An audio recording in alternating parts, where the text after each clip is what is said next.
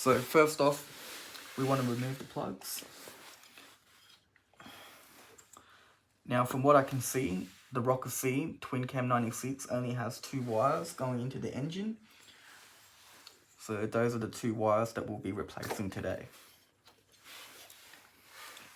So first things first, put some oil on the spark plug, just a tiny bit on the connecting points.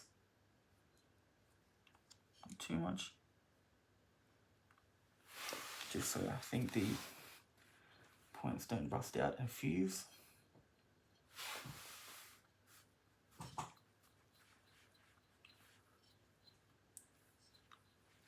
we go.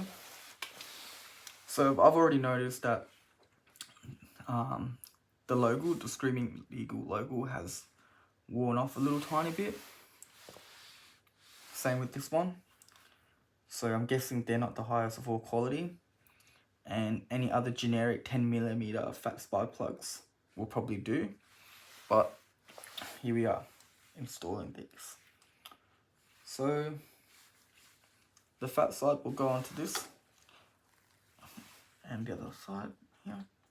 They're pretty easy. They sound like they just clip on. You don't have to force it in. So same with this one. Clip on, and there we go.